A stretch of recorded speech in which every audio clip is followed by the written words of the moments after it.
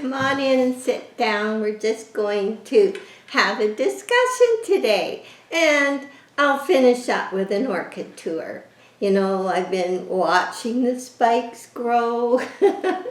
Will they make it for Christmas? Well, one or two of them might, but it'll probably be after Christmas, and then all the way till spring we'll have flowers. So I wanted to discuss my watering schedule, and it changes at times, but this watering schedule has been designed by years and years of reading. This is all notes that I have made over the years on the internet and still do on important things to do with the Phalaenopsis, because mostly that's all I grow and it's all I can get, sadly. Now let me pick them up. They're going to bug me if they're down there. Okay. There we go. So, from all this reading, and not everything goes in this book, but I like to keep it, and I often refer to it, and someday if I feel like reading, you know, I can find more information. I just go through this book that I kept on my own, and you know, reread it and learn. So I gotta have a little drink of water. Have you got your drink of choice?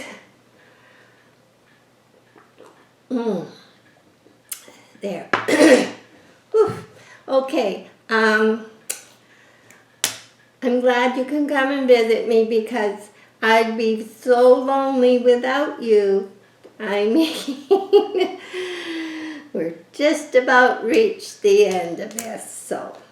Anyway, let's discuss the watering schedule, and maybe you can tell me what you do and why, but this is what I found over time is working. Sometimes I'm one of these people that, okay, there's an idea, and then I think about it. I'm a procrastinator. Not on all things. Boy, sometimes, you know, it's an instant reaction. But some things, especially to do with the orchids, I'm a bit of a procrastinator, and I know there's things that I didn't add right away, but that now I add because lots of reading and using and trying. So I started this channel just so that I could share what I know with you, because up here so little is known about just growing your store hybrid orchid Phalaenopsis. And most people throw them away, throw the pots away. I find the pots, people often say, where do you get your pots? Well, garage sales and thrift stores. My favorite way of shopping. So, you know, $5 and under.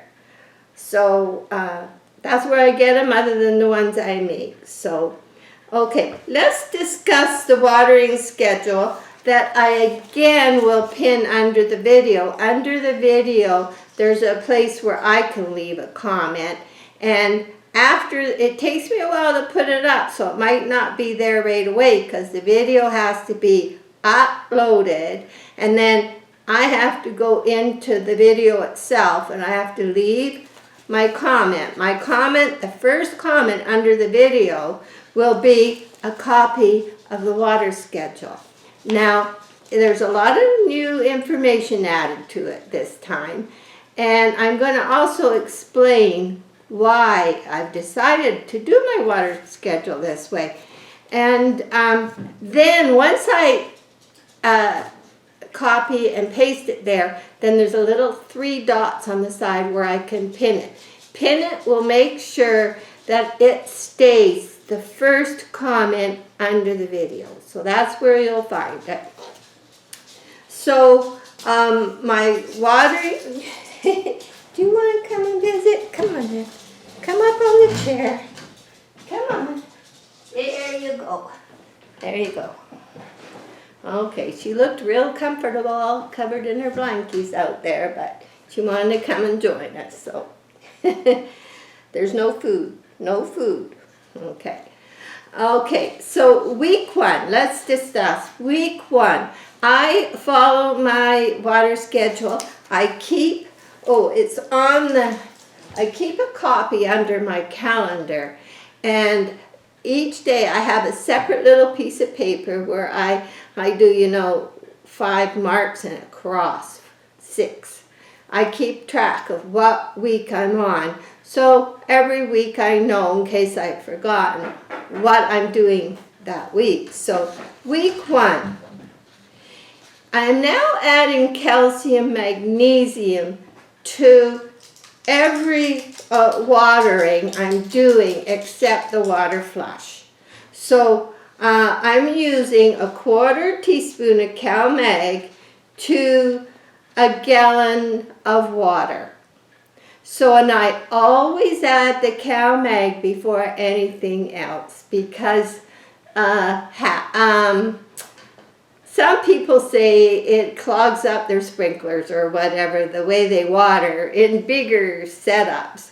But I don't have that, but I do it anyway, just because. So I add, like my sink holds 4 or 5 gallons. So it's a good measurement for me, because I use the same amount of fertilizer, 1/4 teaspoon to a gallon. So it's easier for me to remember when I'm doing these things, and it's a good amount. Over amount is never good. I mean, ice cream might be good for us on a small scale, but over amount is not good. So over amount of anything, coffee, anything. Same with our orchids. So week 1 is the CalMag. My sink holds 4 to 5 gallons of water, but we'll say it holds 4 because it's not over full. I have to leave room for the orchids when they go in the sink. So I use a 1/4 teaspoon to 1 gallon of CalMag. And then I have my kettle, and I take some hot water, and I find that the black tea bag seems to work better if I add hot water first. So in a separate container I put the tea bag and some hot water, and then once I get it all mixed and good, I put in the sink, tea bag and all, because that's my biggest thing. And I also have a bucket that I bring in, actually 2 buckets that I bring in, that probably hold 2 or 3 gallons, and maybe 2. 1 to 2, yeah, 1 to 2. So I use a 1/4 of a teaspoon in those. And I add the tea bag and I leave it in there, and I make it the same as I did with the sink, with a bit of hot water, and then I add it before any orchids go in. So slipper orchids and terrestrial orchids, I did read, prefer green tea. But black tea is the answer for Phalaenopsis. So why have I added black tea? Well, because it's rich in tannic acid, and tannin is naturally found in the bark of trees and leaves and roots, and so in the forest when it rains they get this natural tannin, and this is what we're supplying. And it will encourage growth and help rehydrate your orchids. So this is why it was added. Now, I don't do it every week, and I have read too much of it is not good. This is something why my schedule is made out the way it is. So, okay, I have noticed something, and I want you guys to watch on your watering days. If you're doing one watering day with black tea, I have noticed something. I have noticed that after watering, the day after or later that day, I look at the roots and they look extremely happy. Happier than all the other watering days. Now let me know if you're using the black tea, and if you're following this schedule or a schedule of your own where you do use black tea on a watering day. Let me know if you're noticing this. I almost started taking pictures, okay, this, and I may, but it's a while before I get there. I'm on my water flush, I think, next watering day. So Anyway, so that's week 1. Week 1, that's my first thing. Okay, now week 2 and 3, I add my normal amount, a teaspoon of CalMag, to my sink that holds the 4 gallons. We're back to the quarter a teaspoon to 1 gallon. I add that, and then I add my fertilizers. Now, I should, just a minute, I keep everything down here, so. I got my CalMag, come on in, make the table fill up, more people come. This is not brandy. It used to be until it got used in my Christmas cake. This is CalMag, and it's easier to pour than what I was doing, so I just thought I'd show you that. But I want to show you something else. So, here's my seaweed extract that I use. I have a little bit of this one. I started out with this one, but it was more expensive. I find no difference, so I switched to the bigger one that I also use in the greenhouse for the fruit trees. So I have a couple of my fertilizer things that I'm using right now here. The ones that I'm using in the summer are outside, in the sink outside, so I'm not getting them. Okay. Week 2 and 3 is first you put the CalMag in the water, and then you add your fertilizer. So, now, the fertilizer I'm using is something I ordered online. It came from Lithuania. I was using the normal one, but in Europe they add their magnesium. They have 2 MgO, they add a little. It's important, I don't know why they don't do it here. Haven't found that in my reading. So we add that on a different day. But this is what I use. But this fertilizer is in the 2 days, like the 2nd and 3rd watering day will be the orchid food. And right now I'm using 18, 27, 18, 2 magnesium. The higher middle number is the phosphorus for the flowers and growth. Not really proven it works, but I think it does, so that's what I use. And the other 2 are 18s, quite balanced. So this is what I'm using now. And remember the video I told you about where the fellow in Russia or Ukraine, I'm not sure, it had all these massive orchid blooms. Well, what happened was his orchid kept getting basil cakes, and it filled the pot. I seen it. It was beautiful. But anyway, he has, the only fertilizer he uses, I've hunted out online, and I did find it, and I did get it.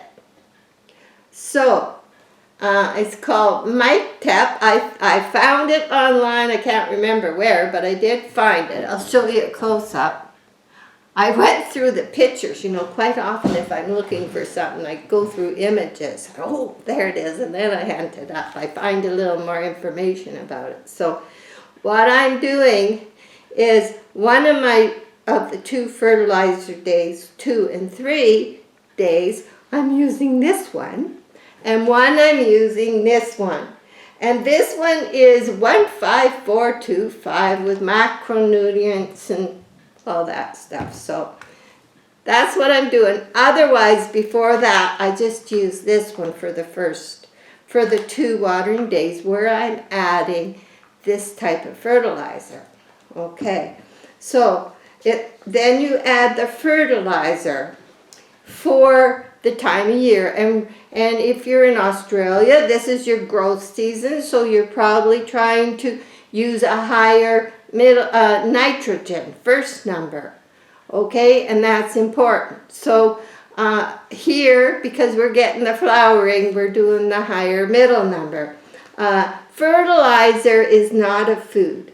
Plants get their food from photosynthesis. using air, carbon dioxide, and water, and light. Fertilizer is actually what helps the plant photosynthesize easier, the nutrition that we're trying to put to it. So you want to make sure you're using the appropriate fertilizer for the appropriate season. Now, if you're in the spring, and in the spring, I always switch to the higher nitrogen first number. If you're in the spring, you have to pay attention to giving your plant more nitrogen. Well, that doesn't mean you have to fertilize with a fertilizer each one. You can still follow this water schedule because high nitrogen is in other things, natural things. So, but Dr. Yin Tung Wand of the University of Texas said that when the plant is growing really fast, like in the spring, nitrogen deficiency in the spring may cause those lower leaves. One of the causes of lower leaf yellowing and falling off. So it's not just calcium. Magnesium is mobile. Always remember that M and M. Your magnesium, which is through your Epsom salts, magnesium is mobile, but calcium isn't. So sometimes a calcium deficiency may show up and you may lose leaves too. But I never had realized that nitrogen deficiency can be causing that. So that's something even I have to watch this year, because that may be part of my problem. And part of the problem is also, I was reading that in the summer where you're watering more often, that second watering, because they're drying out and they're using more stuff, it could also have a very weak solution of your fertilizer. So that's good to know. So, so now we've done week 1, which was the black tea. Very good for black tea. All this stuff is good, and that's why I have it on separate days. You don't do this all together on the same day. Then week 2 and 3 is your fertilizers. Okay, so week 4. Week 4 is a quarter teaspoon of CalMag, which I started using a while ago. Yes, I know I should have used it sooner. It's very important. It is doing good. Now, I've read numerous amounts of how much to use. Same with fertilizer. I go with a quarter because that's just what I do. I believe less is more, and that was my kind of educated decision. So I add a quarter teaspoon of CalMag to 1 gallon. So my sink gets one teaspoon. And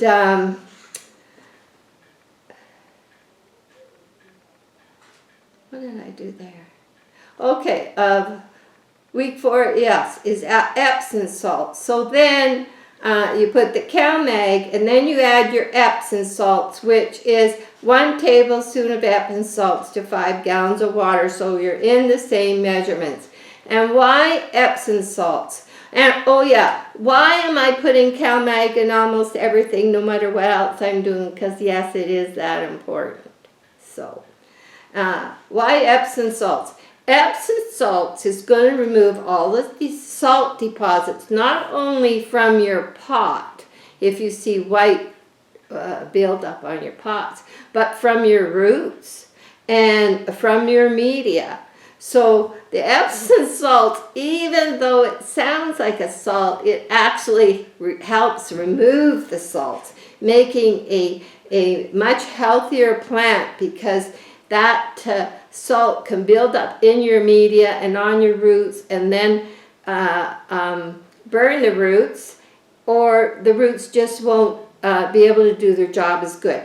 That's why this is important. So It increases the chlorophyll in your plants and helps deter pests. So there's the reason for that. So on my water schedule, when you get it, you'll see I've printed these reasons that I'm telling you about, so that in case you forget, and then you know the reason of how the water schedule goes the way it is, and how it works. Because the next one, the Epsom salts, also, it helped get rid of the buildup, but it also supplies magnesium to your orchids. So it's twofold. But week 5 is just a water flushing. A water flushing is very important. We did a little bit with the Epsom salts. Now we're following up with a clear water flush, and it's very important. I'm not adding anything else, just the water. And water is varying. Don't ever use treated, softened water. I use tap water. Lots of people for a long time said you shouldn't use tap water. But most city tap waters are running between 6 and 7 pH, and I found it's normal. And luckily we live somewhere where we have lots of water. We have a huge lake and surrounded by huge mountains. It drains every year, although there's not a lot of snow draining this year so far. I can wait for the snow. It's a long time before winter's over. So anyway, week 5 was the water flushing. Now week 6. Week 6 is the seaweed extract. Seaweed extract is very important. It has major and minor nutrients, amino acids, growth promoting substances, auxins, cytokinins, and gibberellins, whatever they are, enhanced root growth, and essentially very important when you're repotting at watering day or not. So like when I soak my bark for about 3 days now, I get a bucket and I put in my bark and my water, and I stir in a quarter teaspoon of CalMag and a quarter of a teaspoon of the seaweed extract. So I also add the quarter of a teaspoon of CalMag to my water on seaweed day before I use that. I do that every time, so I don't have to say that. So that was week 6. Seaweed extract, quarter teaspoon to a gallon of water. So then there's a little bit about on the end of the watering schedule that you could probably not print, just read. It's just explains when I start using what and when I quit summer and winter. So that's what's in the watering schedule if you want to print it out. If it's new, it'll be good for you because, boy, it took me a long time to decide from reading what was going to be best. So I think that's good. And I pulled this out because this was put out by the St. Augustine Orchid Society. And if you go to to look for this, it's called Orchid Supplement or Snake Oil. I'll just show you a close-up. I've showed it before on a video some time ago, and it's very good. And what they do is they list fish emulsion, seaweed extract, magnesium, calcium. They list everything here, even alcohol.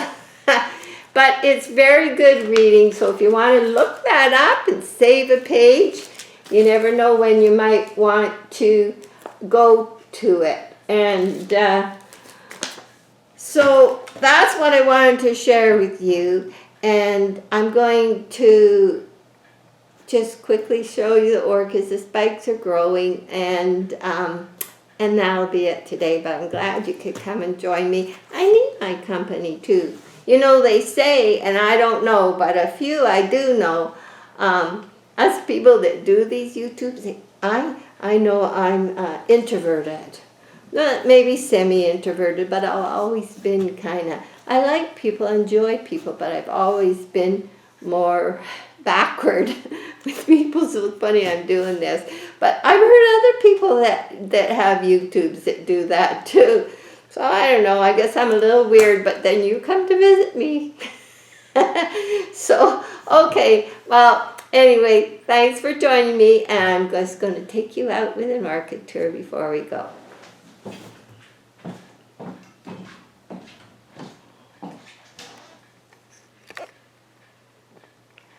Okay. Oh, here first. I just brought another cymbidium in. They seem to be coming, they're out in the greenhouse, but they seem to be coming at varying times. So I brought this one in. So it's kind of beautiful. So I thought I'd show you that first. I think somebody's hiding out there. So yes, lots of spikes. Almost every orchid is in spike, but by looking at them, they're going to be a while yet. So we have another one here. Where are you? And here.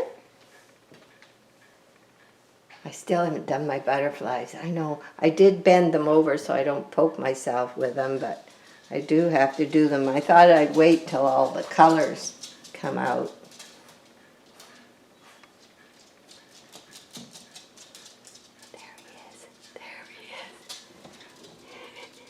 Where is he? There he is. Hi. Never know what you're going to get on video. So, yeah, so I bent them over just so I don't poke my eye when I'm doing it. And of course, Moonglow, she's still in bloom. She's beautiful. Always been a healthy orchid. Second or third orchid I ever had. But she did lose some leaves during a pot when I should have repotted her sooner, but they're healthy and they're coming quite nicely now. And this is the mother I separated from the little root that I'm growing a new baby on, so she's doing good. And I love my traffic cones. This one's doing good. Now, this is a painting, and these are real. So, remember, don't forget to check out your orchids on the black tea day. Let me know if you're finding the roots look very, very happy. So we got more spikes. It's going to be just beautiful. Of course, this baby, that's the baby from the mom. I keep them close. So this one's coming. It's getting a lot better. And then there's one up here. And this one's coming. Wow. It's going to be beautiful. Okay, we'll go in the other room.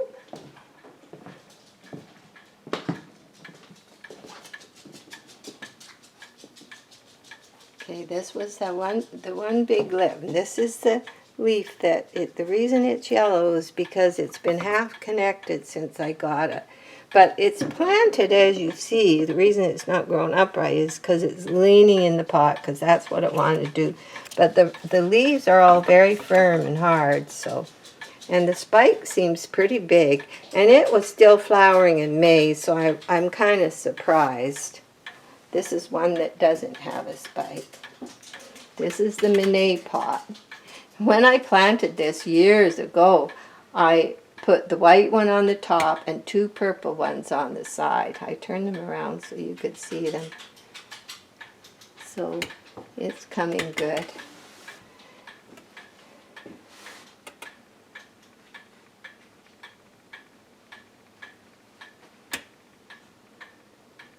Yeah, lots of spikes.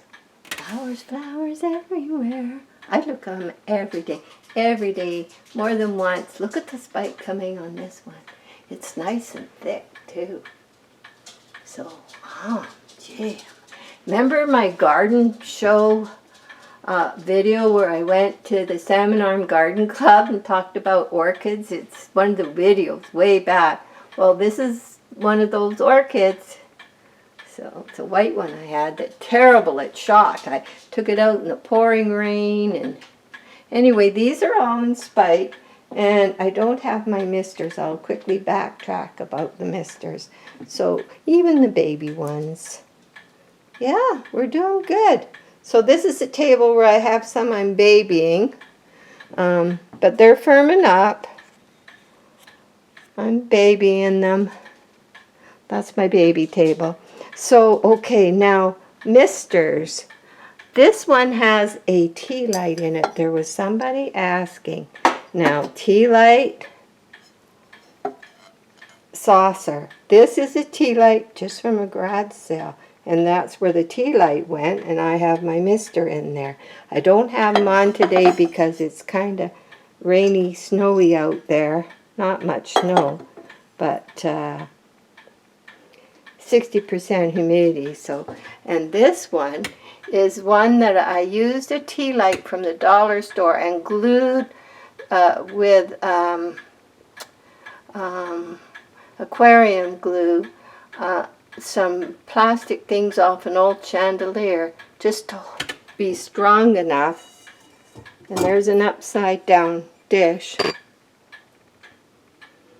I'll let you look in there. So I didn't put them on. I didn't really need them on today, and I knew there's some people that are asking. I don't want a big crash. So of course, oh, this one's still on. The fish. The fish is good. Now see, this one throws a lot of humidity, but you have to keep it in a big bowl because the water sometimes, like there's water down in here. And it sometimes, but it never sprays out on the plants as long as I have the big bowl. And of course these stands I got at a garage sale. Some lady used to make cakes and she didn't want them anymore. Boy, was I happy. Okay, back to these two misters. Okay, this is another tea light mister in here. Tea light with aquarium glue and chandelier plastic hangings. You could use crystal ones if you found them in a thrift store. That'd be fun. And this is a tea light from a store that was a tea light. So anyway, thanks for joining me. And Christmas is coming, and there'll be more to see. So glad you joined me, and have a good day and stay healthy. Bye.